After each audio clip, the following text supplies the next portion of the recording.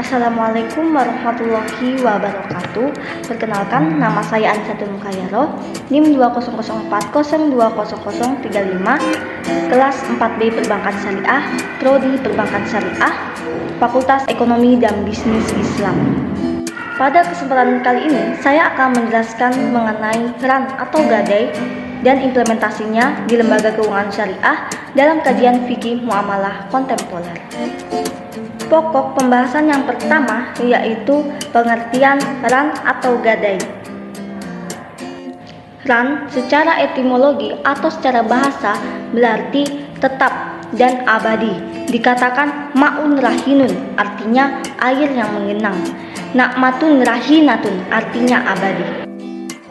Kalangan ulama Syafi'iyah mendefinisikan RAN yaitu menjadikan suatu barang sebagai jaminan atas utang agar pemberi utang dapat menjadikannya sewaktu-waktu bila pihak pengutang tidak dapat membayar utangnya.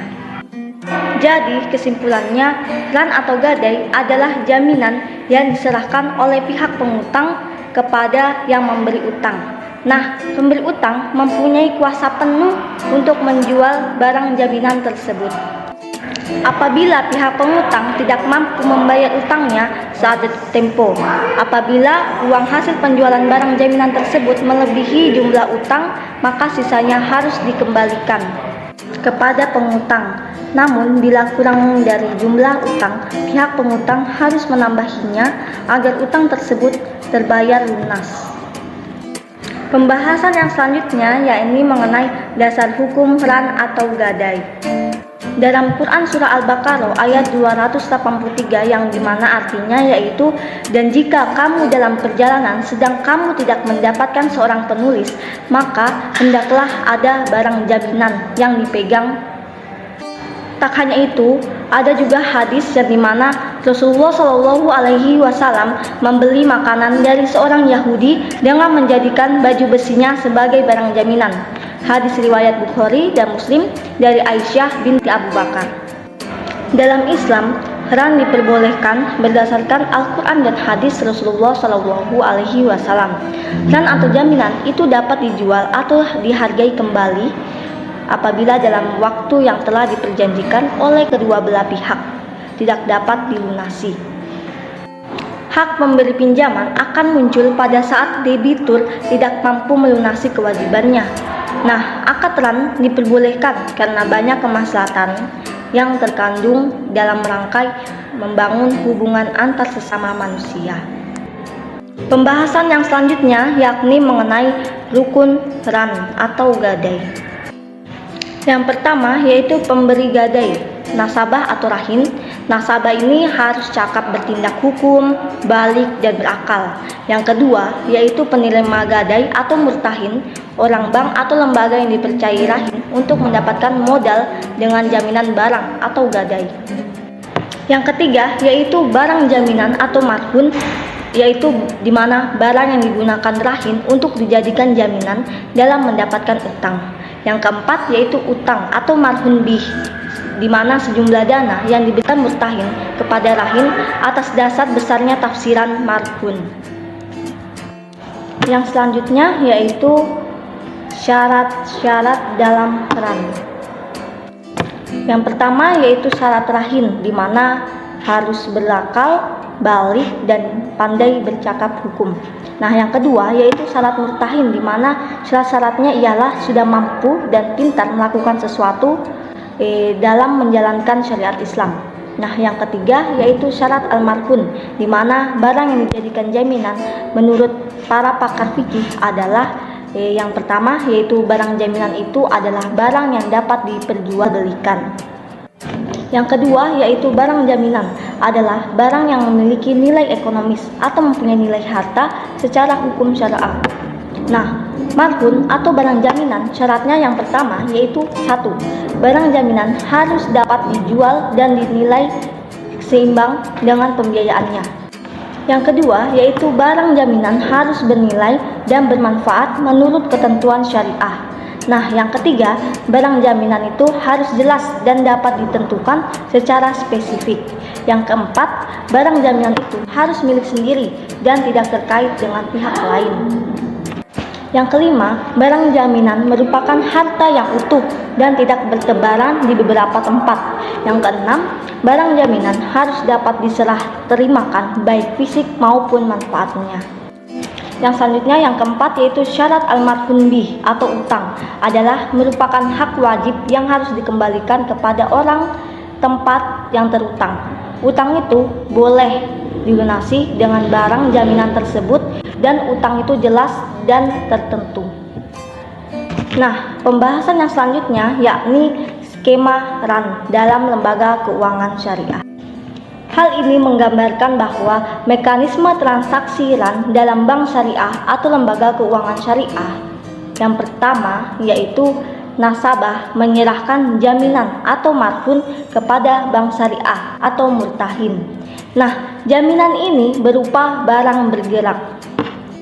Yang kedua, akad pembiayaan dilaksanakan antara rahin atau nasabah dan murtahin pihak bank syariah. Yang ketiga, setelah kontrak pembiayaan ditandatangani dan jaminan diterima oleh bank syariah, maka bank syariah mencairkan pembiayaan. Kemudian yang keempat yaitu rahin melakukan pembayaran kembali ditambah dengan fee yang telah disepakati. Nah, fee ini berasal dari sewa tempat dan biaya untuk pemeliharaan jaminan. Tidak boleh menyia-nyiakan manfaat suatu barang meskipun barang gadai. Setiap barang yang bermanfaat harus dimanfaatkan berkaitan dengan barang gadaian. Maka terjadi perbedaan pendapat di kalangan ulama mengenai siapa yang berhak memanfaatkan barang gadaian yang dijadikan jaminan. Atas utang, apakah yang menggadaikan atau rahin atau penerima gadai atau murtahin. Adapun ulama mazhab Maliki dan Syafi'i mengatakan bahwa penerima gadai boleh memanfaatkan barang gadaian selama atas izin si pegadai. Nah, bahkan mazhab Maliki menekankan agar manfaat atau kegunaan dari barang gadaian tidak menjadi sia-sia, maka pegadaian boleh mengizinkan penerima gadai untuk memanfaatkannya. Menurut ulama Hanafi berpendapat bahwa ar-rahin tidak boleh memanfaatkan barang gadai tanpa seizin al-murtahin. Begitu pula di murtahin tidak boleh memanfaatkannya tanpa seizin ar-rahin. Mereka beralasan bahwa barang gadai harus tetap dikuasai oleh al-murtahin selamanya. Pendapat ini senada dengan pendapat ulama Hanabilah. Nah, sebab manfaat pada barang gadai pada dasarnya termasuk RAN atau gadai.